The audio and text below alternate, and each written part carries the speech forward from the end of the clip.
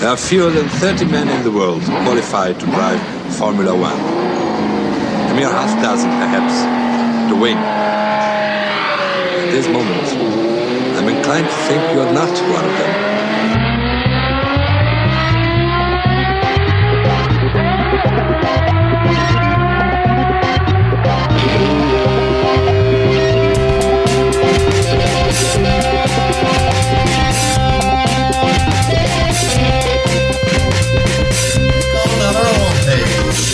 You know you want to. Keep up the good work, and there you have it. There you go.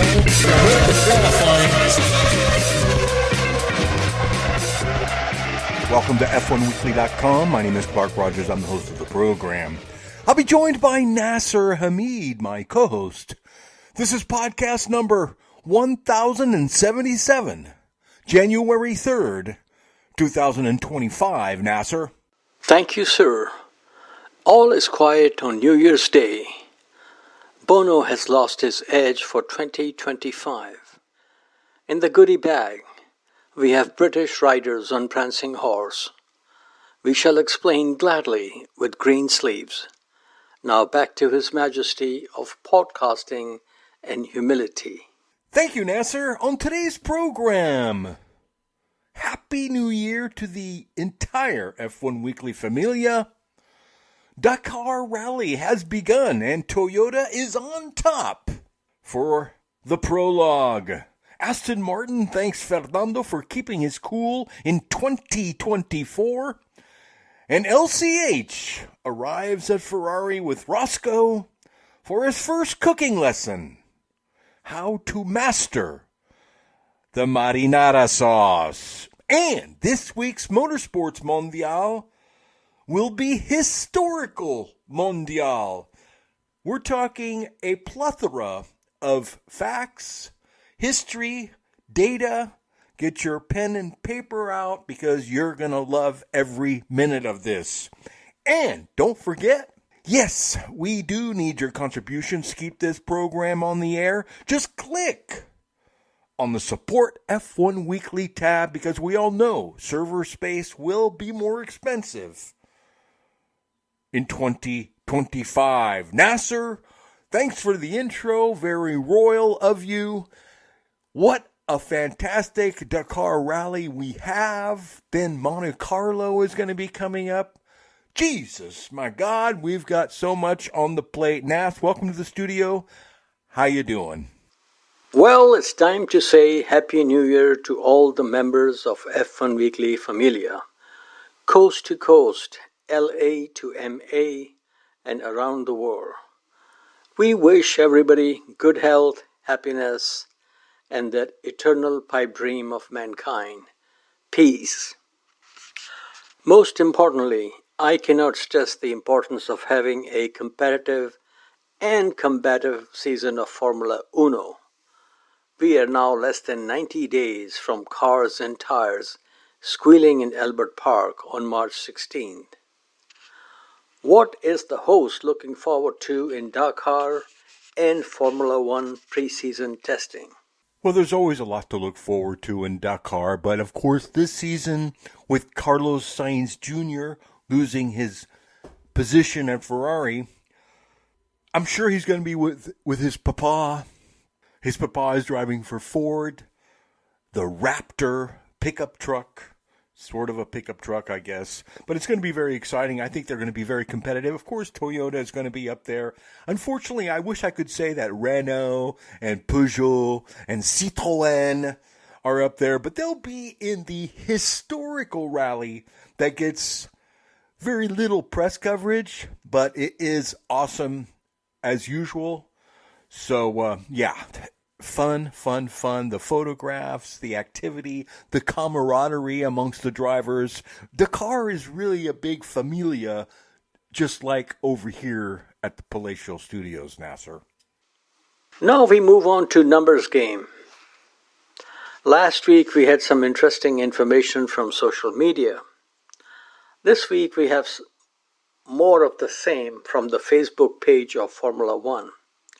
They have a listing of drivers who scored the most points but did not win a championship.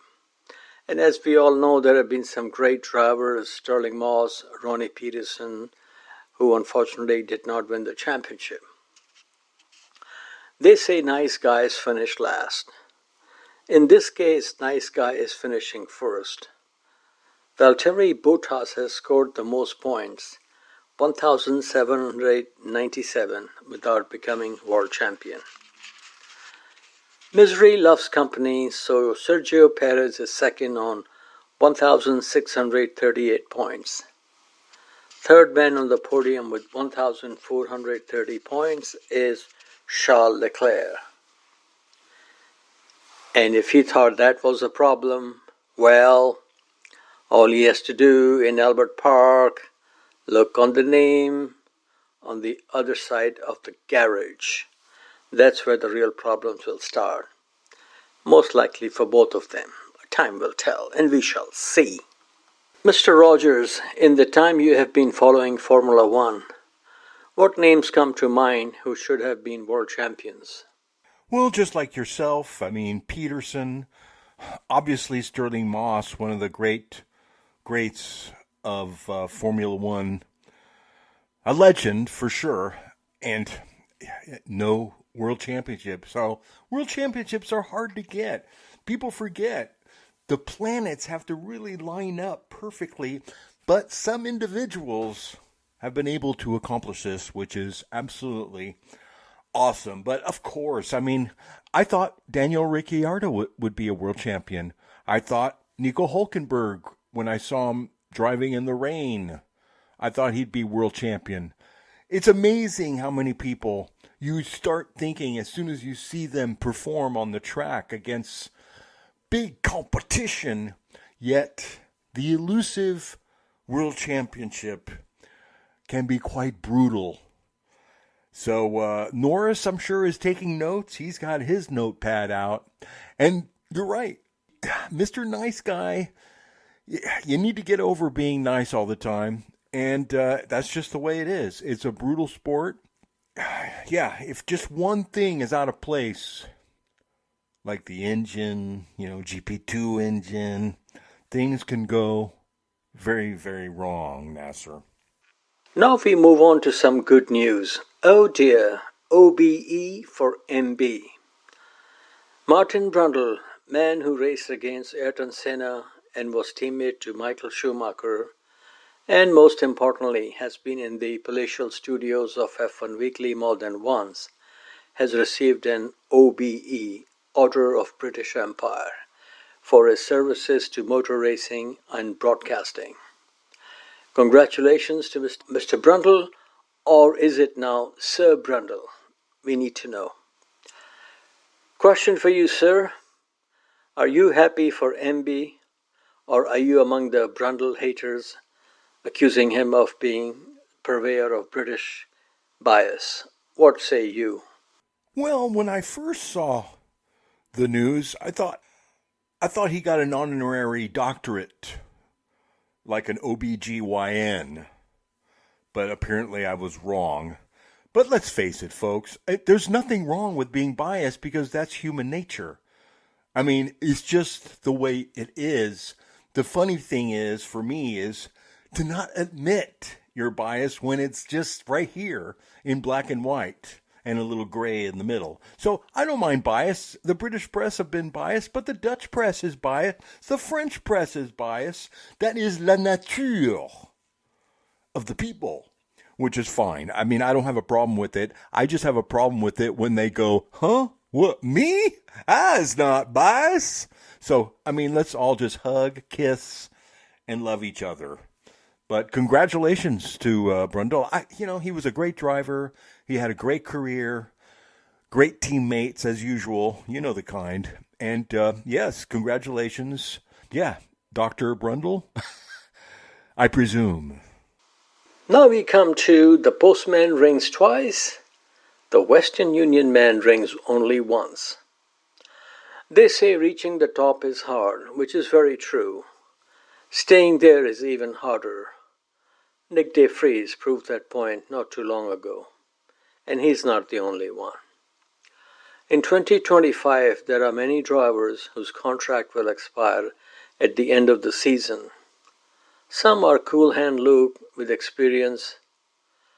Others are working on the chain gang, as they say in the song Buffalo Soldier, fighting on arrival, fighting for survival.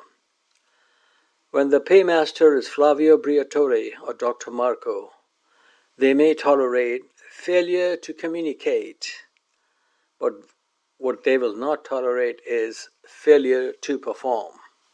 Here's looking at you kids, Jack and Liam. If they don't perform, they will be sent sailing away to Key Largo, just like Bogey and Bacall. Liam Lawson has what DC calls the least desirable seat in Formula One. On the other hand, JV calls the Kiwi arrogant. Dr. Marco has the best advice for the new driver. Don't try to beat Max, get as close as you can. I think this is a very good idea. Trying to beat Max took his other teammates off the track and off the team very quickly. I am hoping Lawson will dig in deep, be smart and sensible, and not be half a second slower at the end of Q3 in Albert Park. Half a second slower, of course, relative to his teammate. If he can work to improve his time step by step, and most importantly, bring the car home within 2 or 3 places of where Max finishes, I think he will survive at Red Bull. If Liam can do at Red Bull what Daniel Ricciardo did to Sebastian Vettel, I say more power to him. But if anybody thinks that Liam can win more races than Max in their first season together as teammate, I suggest they drink their Folgers to the last drop and wake up. And please stay away from Kool-Aid at this part of the season. If there is a seat on the chopping block this season, it is at Alpine and Jack Doohan. Flavio Briatore has an L plan, but his plan means business and is executed very thoroughly. He may have seen the future in Colapinto, and if Jack struggles, he will put him in the box and ship it. The Western Union man rings once with the message we all have seen at least once in our lifetime. Your services are no longer required. The most interesting seat that may be available at the end of the season is at Mercedes. Both drivers, George Russell and Kimi Antonelli, will have to renew or look for new team at the end of the season. This is where the high drama of the season will be played. In 2026, Red Bull Powertrain and Ford will have their own engine for the first time. This is big decision time for Max and his management team, which would be Mr. Raymond Vermeulen and Papito Jos the boss. I think if Max wants to avoid his own W13 moment, he should move to Mercedes because with all the resources they have, I just cannot see that team staying down way too long. There are no vacancies at Ferrari and McLaren, but in the world of Formula One, vacancy can be created for a talent like Max. Mercedes has spent a lot of time and money on Kimi Antonelli, so I think we will see him at Mercedes for more than one season, unless he totally flops, in which case insurance or at least temporary coverage is provided by Bottas, who is now back with Toto as a reserve driver. Now we come to another man with contract expiring at the end of the season, Yuki Tsunoda. He and Honda are like the song Moon River. Wherever you're going, I'm going your way. Now that Honda engine is winning, they are no longer two drifters off to see the world. Thank you, Mr. Johnny Mercer and Mr. Mancini. Honda at Aston Martin means highly likely that Yuki will be there, especially if Machismo retires. The only thing that will prevent Yuki at Aston Martin is if Mr. Stroll gives a blank check to Max. You never know. Finally, we have Isaac Hadjar, behaving like Isaac Hayes. Mr. Horner is very excited that his times were faster than Yuki in the postseason testing. which of course took place in Abu Dhabi after the Grand Prix. The kid has the talent and the speed with the attitude of Montoya. Not the best of combination in your rookie season, especially under the watchful eye of Dr. Marco. Now let's hear from the host who will survive and who will thrive among the rookies.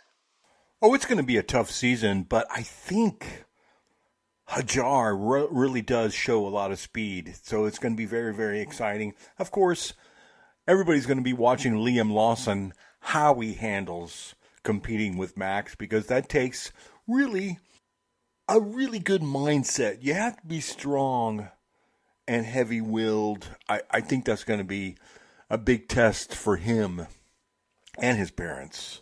And Antonelli, Kimi, Toto has already said, we're going to go into this slowly, let him make mistakes. And I think that's a nice, cautious approach. That way you don't have egg on your face in the middle of the season. But all these rookies are going to struggle a little bit. I feel bad for Doohan because he's been waiting for a long time, like Drogovic at Aston Martin, waiting, but yet still a bridesmaid. It's sort of tough on some of these younger drivers, but hey, he'll get a little experience under his belt, and hopefully IndyCar will have a position. You never know. Because I have a funny feeling that Flavio has already made up his mind on Colapinto. Because we're not going to see Colapinto drive at the beginning of the season. So I think Flavio has made a decision here. He just wants to see how Doohan does. But if Doohan does what I think Doohan can do, then Colapinto will not be necessary. But no, we have a lot of things to pay attention to. And of course, we're still not talking about LCH and Roscoe over at Maranello. Gracias. Now we come to Historical Mondial. Once upon a time, happiness for mankind used to start in January. So today we shall look at seasons in the sun when Formula One season started with the start of the calendar year. The inaugural F1 season started in May 1950. The first time January hosted the opening round was 1953. The season saw Alberto Ascari become sport's first double world champion with Ferrari. His papito Antonio was also a famous and successful racing driver. He was killed while leading the French Grand Prix at Montlhéry in an Alfa Romeo, and I believe it was entered by a Scuderia Ferrari. Amazingly, since 1953, the land of Nuvolari, Ferrari, Monza, and Imola has not produced a Formula One world champion. So, a lot is riding on Kimi Antonelli's shoulders. Imagine Kimi winning at Monza, if only he was in a Ferrari. January hosted the opening round for the next 5 seasons.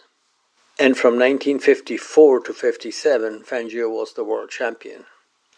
The 1954 season featured 9 races, including the Indy 500.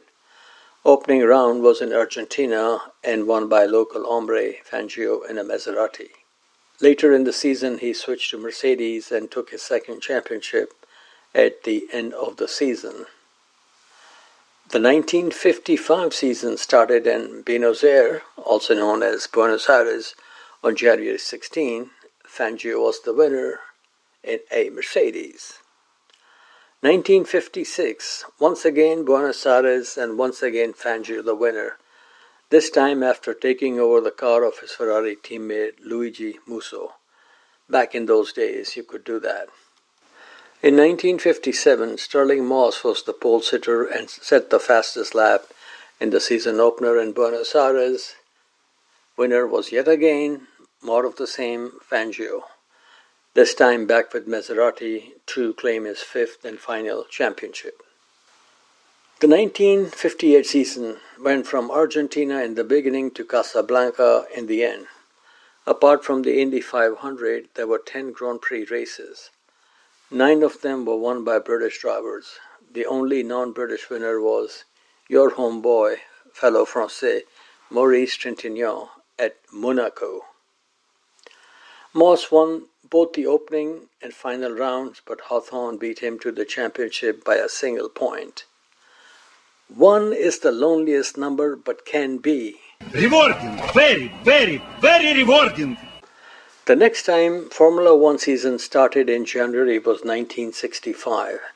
The opening round took place on New Year's Day at East London in South Africa. Jim Clark was the winner. He also won the 1965 Indy 500 and the World Championship. Two drivers took their first Grand Prix wins during the season. Jackie Stewart at Monza in a BRM and Richie Ginther in Mexico City for Honda, which was also the first Grand Prix win for the Japanese company. Down the road, Honda made some championship-winning engines for Senna and Max. But they missed the beat for somebody else. Who could that be?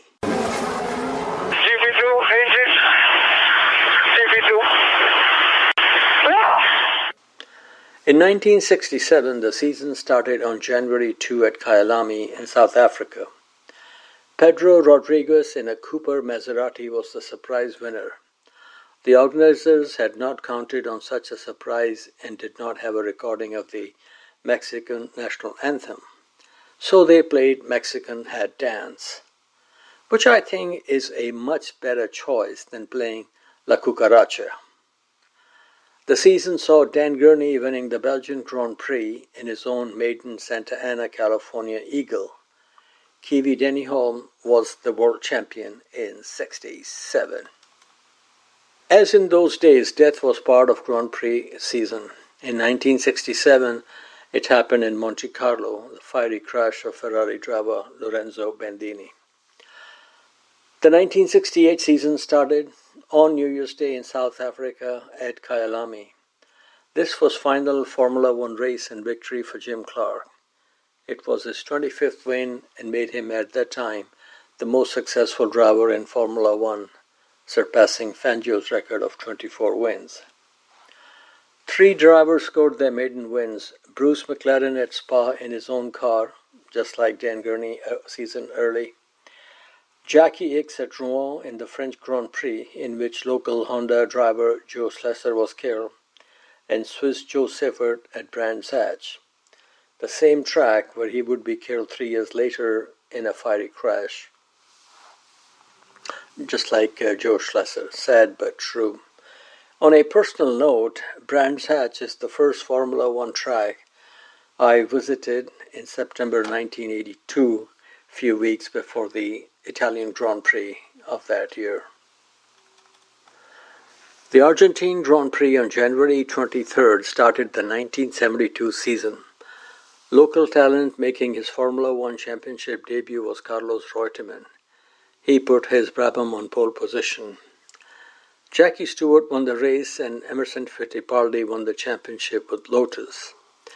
He was the first Brazilian world champion and at 25 years old, the youngest champion at that time. Fittipaldi started the defense of his title by winning the season opener in 1973 on January 28, also in Buenos Aires, and he considers this as his best win as he chased down Francois Sever to take the victory. At the end of the season, Jackie Stewart took his third and final championship before retiring. He would not start his 100th Grand Prix following the death of his teammate Francois Sever in qualifying for season finale at Watkins Glen. Earlier in the year, at the Dutch Grand Prix, young English driver Roger Williamson was killed when his Tom Wheatcroft car flipped over and caught fire. And Tom Wheatcroft, who has also passed away, used to own the Donington circuit, and they had a fabulous collection there, which unfortunately is no longer there. The 1974 season, Denny Holm takes his final victory in round 1 in Argentina on January 13. Two drivers enjoyed their first wins, Carlos Reutemann in South Africa and Jody Scheckter in Sweden. Fittipaldi was the world champion for the second time. He was McLaren's first world champion. For the second year in a row, there was fatality in the final race at Watkins Glen. This time, young Austrian Helmut Koenig was killed after crashing his Surtees into the Armco barriers, and unfortunately he was decapitated. The 1975 season saw first Ferrari world champion in Niki Lauda since John Surtees in 1964. It all started on January 12 in Buenos Aires. Jean-Pierre Jarier took pole position in his shadow, UOP shadow as it was called. James Hunt set the fastest lap in his Hesketh, and Emo won the race in his McLaren. Mark Donohue lost his life after a high-speed tire blowout on his Penske car during Sunday's warm-up session at the Österreichring for the Austrian Grand Prix. In 1976, Sao Paulo was the scene of the season opener on January 25th. Lauda won the race and Hunt the championship. And I remember very well Mr. Simon Taylor, the BBC reporter at that time, who went on to become editor of Motorsport magazine. His report started by saying the 1976 season started the way 1975 season ended, meaning victory for Niki Lauda and Ferrari. Lauda had won the 75 Formula One race at Watkins Glen. And during the season of 1976, John Watson gave Roger Penske his only F1 triumph in Austria. On January 9, 1977, it was back to Buenos Aires for round one. Dramatic debut win for Dr. Harvey Postlewhite designed car for Canadian oilman Walter Wolf. Scheckter was the driver and Lauda reclaimed his title before giving Johnny Paycheck CD to Enzo. 1978 was year of the cat called Colin Chapman. His Lotus 79 was a beauty in simplicity, lightness, and ground effect, and took Mario Andretti to championship success. The man from Nazareth, PA, won the season opener in Argentina on January 15. Two French-speaking drivers took their maiden wins during the season. Patrick Depailler in Monaco for Uncle Ken and Gilles Villeneuve for Enzo in Montreal. On a sad note, Mario's teammate Ronnie Peterson lost his life after a crash at the start at Monza. In October 1978, another Swedish driver, Gunnar Nilsson, winner of the 1977 Belgian Grand Prix, lost his life after a battle with cancer. The first two races of the 1979 season were in South America. Round 1 was in Buenos Aires on January 21 and round 2 was in Sao Paulo. Both were won by Jacques Lafitte and a Ligier Ford. Gilles Villeneuve won the next two races in South Africa and Long Beach in SoCal. When the season was over, Jody Scheckter was world champion for Ferrari. The 1980 season started in Argentina on January 13. Alan Jones was the winner. He would take 4 other wins to become the first Aussie world champion since Jack Brabham in 1966, which was his third and final championship. The season also saw first Grand Prix win for Didier Pironi in the Belgian Grand Prix at Zolder. And the name Zolder is coming up again soon. The 1982 season started on January 23rd in South Africa. Alain Prost was the winner. What a season of triumphs and tragedies this was. 5 drivers won their first Grand Prix.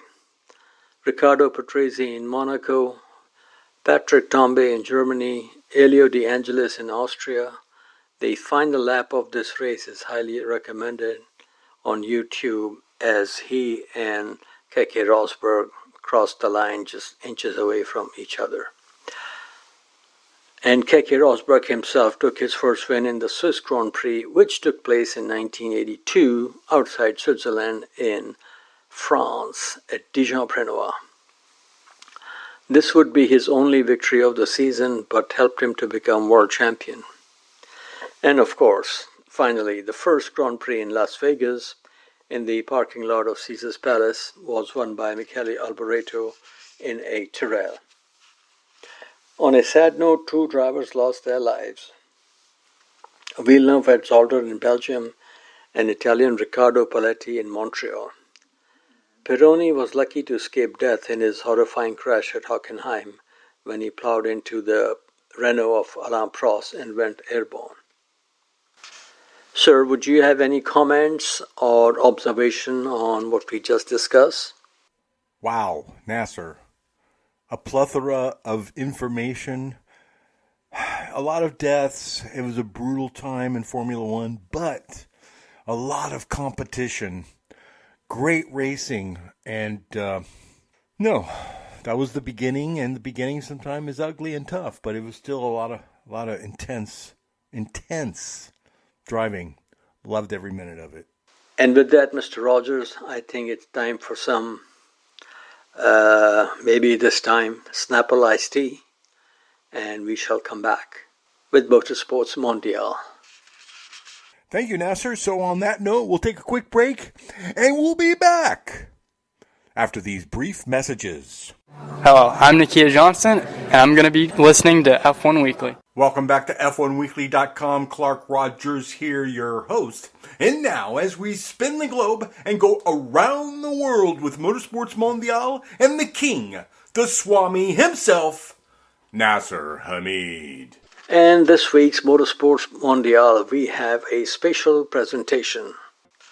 This is a feature we are calling Hawthorne to Hamilton, British Riders on Prancing Horse. Now, Lewis Hamilton will be testing a red car very soon. So we're going to look at all the British drivers who race for Enzo. And as we all know, Commendatore Ferrari did not have much fascination with garagistas, but he had high regard for drivers from the land where passion for motor racing is as deep and intense as in his own country. Britain has produced 10 World Championship winning drivers, while joint second-place nation Brazil and Finland have 3 each. And the Finnish situation is very impressive given the size of the population, which I believe is less than 6 million. Okay, sir. First name on the list is Mr. Mike Hawthorne. He had 45 Grand Prix starts, and 35 of those came with Ferrari. He was the first British Grand Prix winner and also the first British World Champion. He rode to success driving a Ferrari. His first race win came in the 1953 French Grand Prix at Reims after an epic race-long battle with Juan Manuel Fangio, the pair changing lead several times in the closing laps of the race in the French Champagne region. Apparently, news reports of that era states that this was the greatest race of the century.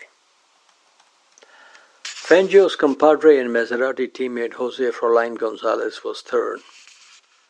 During the season, Hawthorne also won the Spa 24-hour race with the 1950 Formula One World Champion Senor Nino Farina. Hawthorne's second Ferrari win came in the 1954 Spanish Grand Prix at Pedralbes. His third and final Grand Prix victory came in his championship-winning season, 1958 at Reims. The battle to be the first British world champion was won by Hawthorne by a single point over Sterling Moss at the Ain Diab street circuit near Casablanca in October. To this day, apart from Keke Rosberg in 1982, Hawthorne remains the only driver to have clinched the World Championship with a solitary win throughout the season. Sadly, Hawthorne did not live long enough to enjoy his championship glory.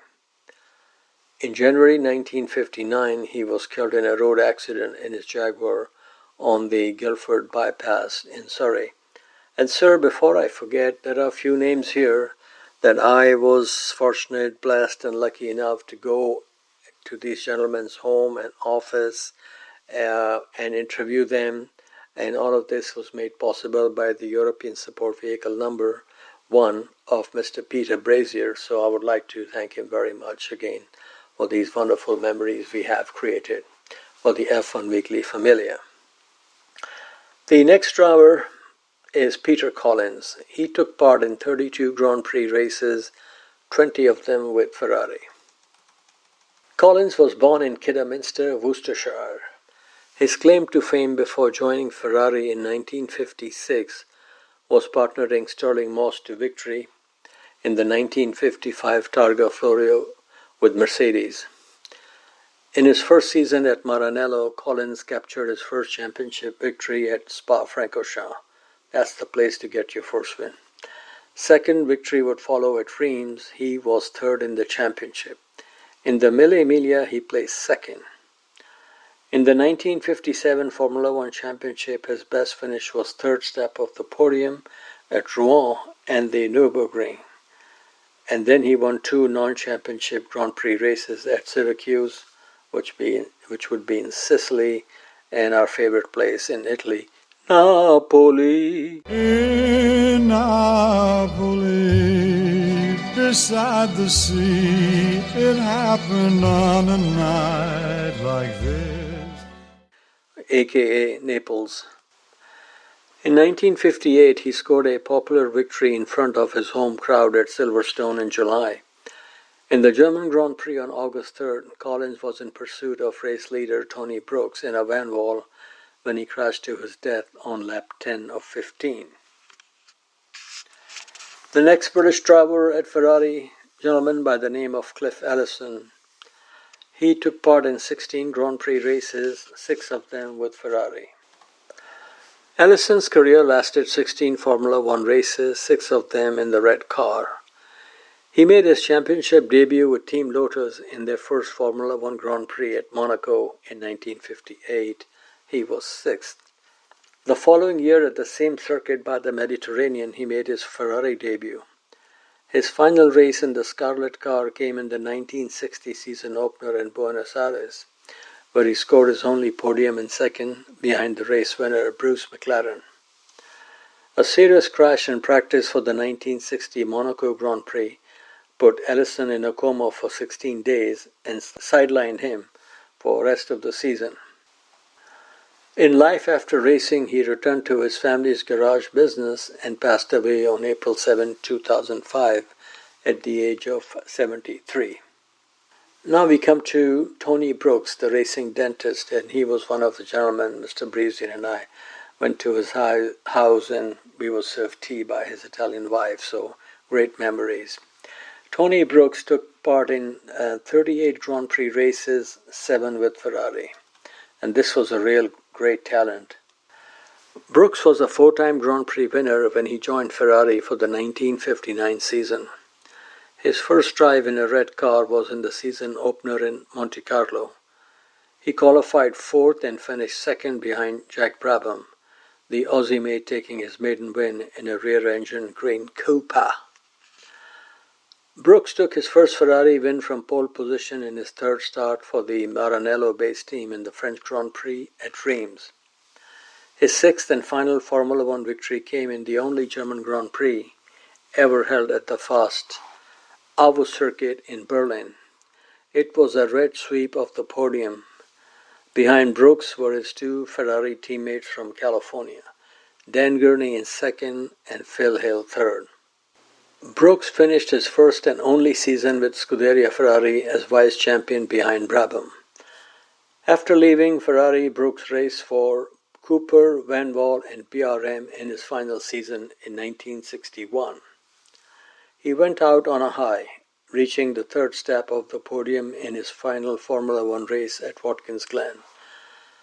This was the first race at the upstate New York circuit, where Scottish driver Innes Ireland gave Colin Chapman's Lotus team their first taste of success in Formula One. The affable racing dentist passed away on May 3, 2022 at the age of 90. Now we come to John Surtees, another gentleman. Mr. Breezy and I went to his office in Edenbridge and had a very nice chat. Our 20-minute request for an interview lasted almost 45-50 minutes, so great times. John, 111 Grand Prix starts with Ferrari 30. Surtees won championships on both 2 and 4 wheels with Italian machinery. His transition from racing on 2 wheels to 4 wheels was smooth and swift. He made his Formula One championship debut in the 1960 Monaco Grand Prix with Lotus. He was 2nd in his 2nd race, the British Grand Prix, and took pole position in his 3rd race in Portugal.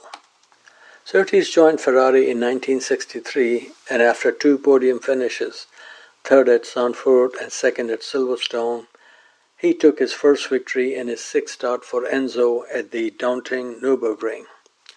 This was his only victory of the season, and he was classified fourth in the championship.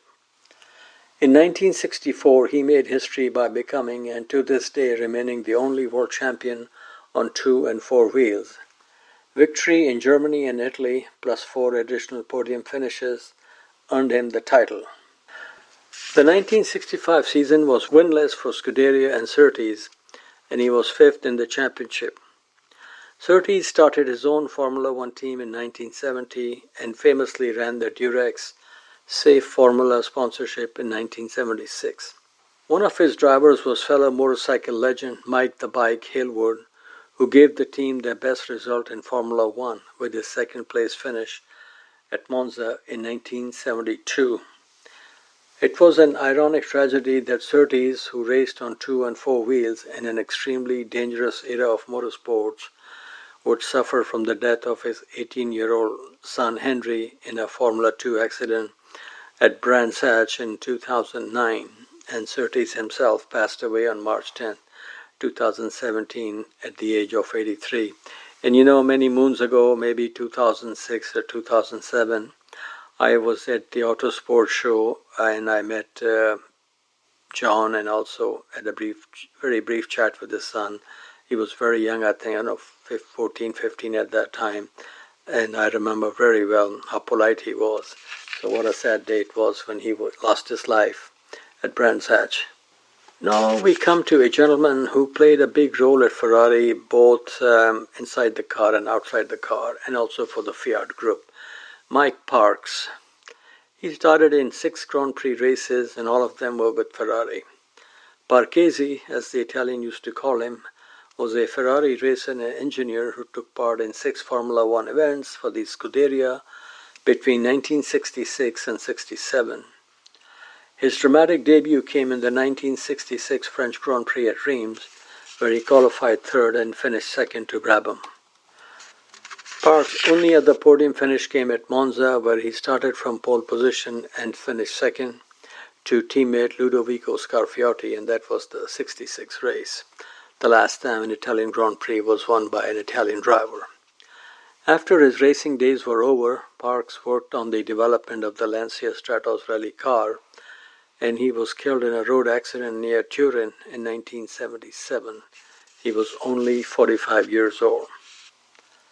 Now we come to Jonathan Williams. Gentleman made 1 start, and of course that was with Ferrari.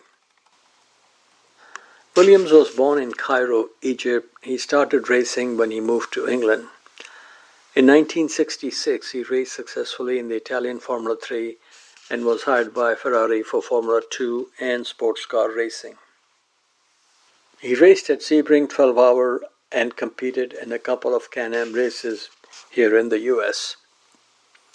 His only Grand Prix appearance came in 1967, Mexico City, as teammate to the luckless Kiwi Chris Amon.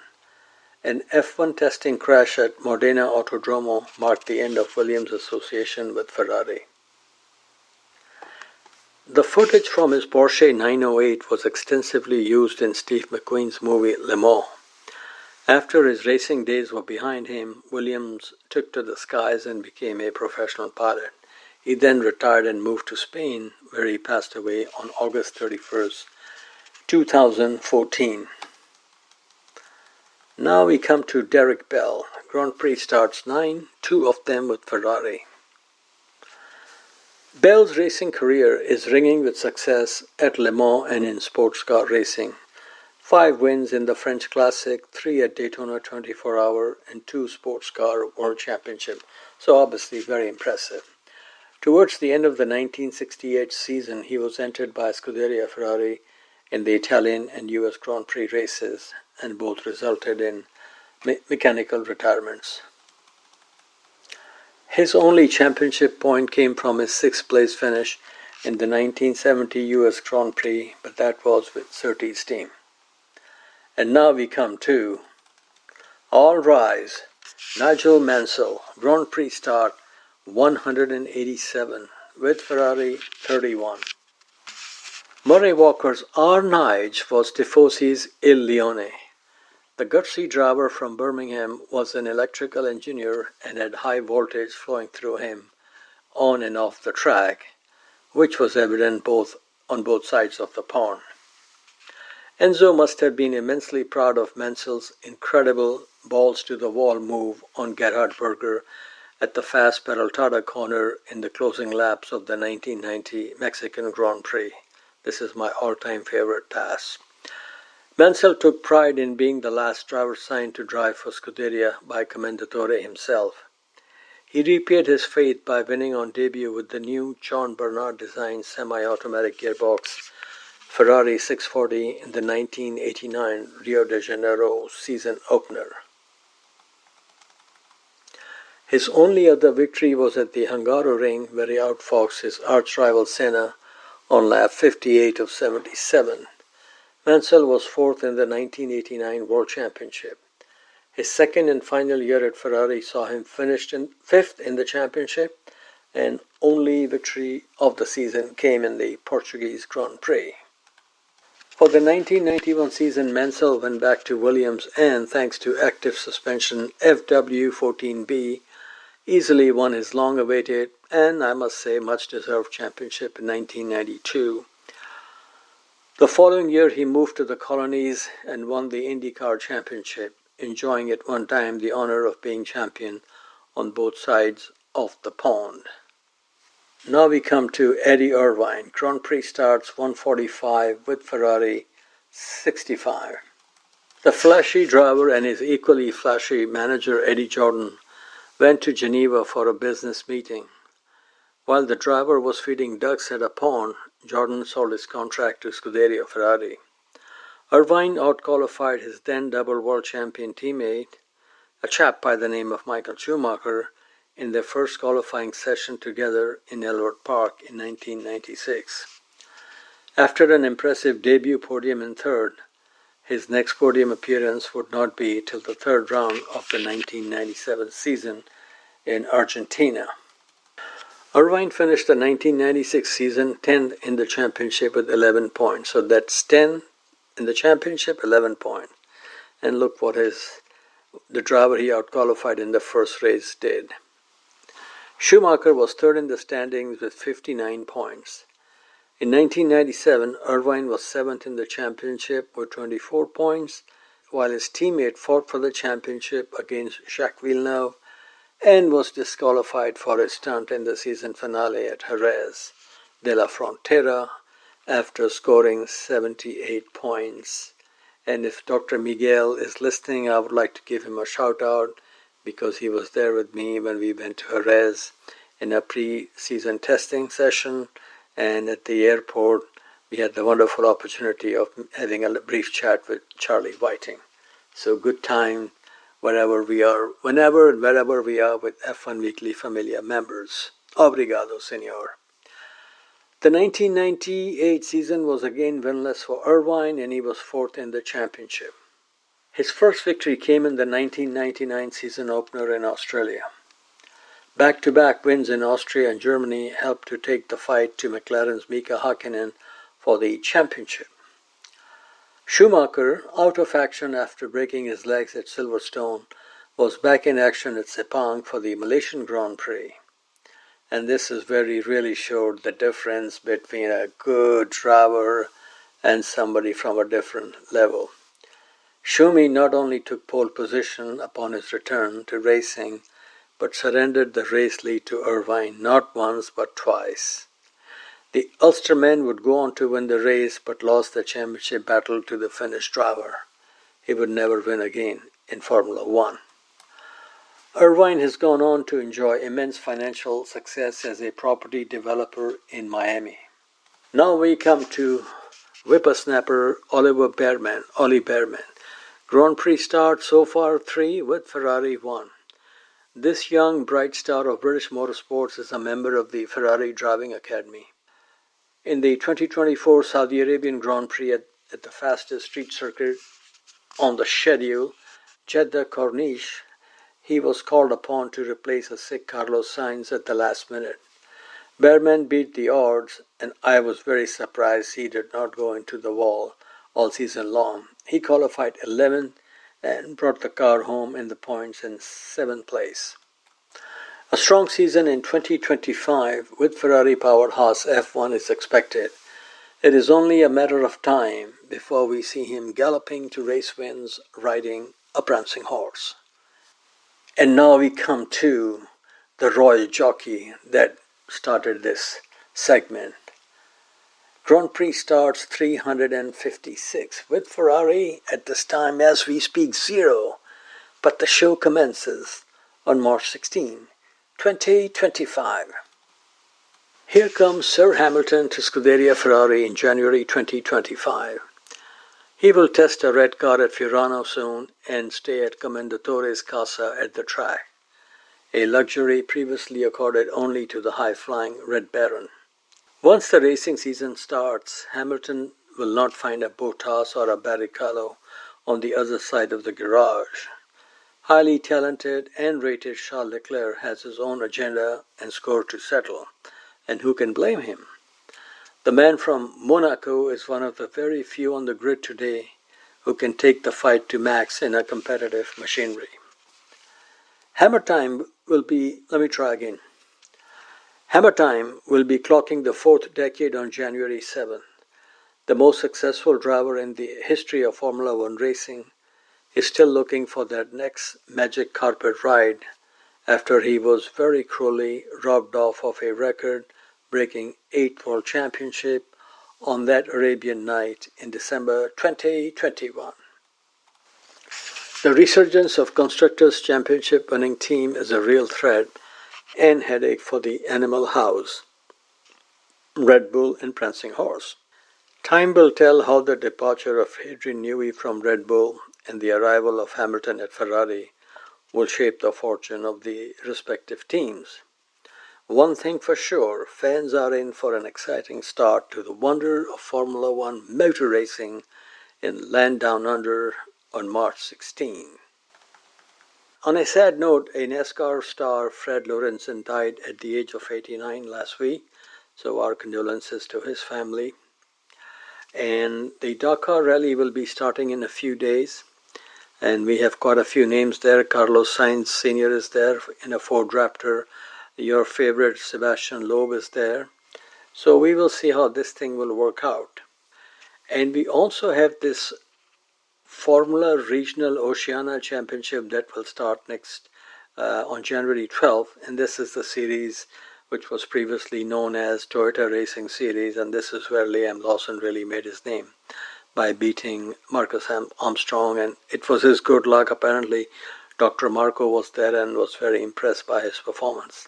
The series' official name now is Castrol Toyota Formula Regional Oceania Championship, certified by FIA. Among the drivers, there are 2 drivers who really should win this championship. If not, we have a problem. One is Arvid Lindblad, a Red Bull Junior, who this year will take part in Formula 2 and did a very good job in Formula 3 last year. Interesting character. He races under the English, license, flag, whatever. His father is from Sweden, hence the name Arvid and Lindblad, and what you call Mamito is from India or of Indian origin. And we interviewed this kid, I think, last year. Very nice kid, and we wish him all the best. And the other kid, if this kid, Nikita Johnson, who lives about 20 minutes from where I am in Tampa, Florida, if he can win this championship by beating Arvid Lindblad, that will really stamp his authority. He's very young. I think he just turned 16 a few months ago. And this year he will be racing in GB3 in England. And this kid is very, very talented, real deal. And I think, and he's managed by same people, Infinity Management, who manage George Russell. So he's in good hands. Okay, sir, in some driver news, Badoer is back. Brando Badoer, Bambino of Lucca, who definitely lived on the second floor in Maranello. His son is now part of the McLaren driver development program. So we wish all these people all the best. The Monte Carlo Rally is also starting this year. And I would like to thank Mr. Clark Rogers of F1 Weekly, the charming host, for putting in a request for my media credentials for the Daytona 24-hour race. Whether we get it or not, more will be there, and hopefully we'll salvage some interviews. But it's a great track, great event. I really enjoy going there. And that should do it for now. And I would like to thank all the listeners for their support. Once again, Happy New Year. And if Mr. Roger, you wish to add something, please do so. Otherwise, we say ta-ta, goodbye. Outstanding, Nasir. I'm telling you, I learn something every day when I listen to F1 Weekly podcast. So keep up the good work, Nas. Outstanding. Once again, Happy New Year to everybody. Shout out to Toby Dawes, who really is in the background but keeps everything flowing smoothly and on time, just like El Duce. So, yes, we have a great season coming up. We have 6 young whippersnappers, Lewis at Ferrari, and we have a possible Fernando with a competitive car, which really adds to our palette of colors. So thank you, Nas. Good night to all. Enjoy.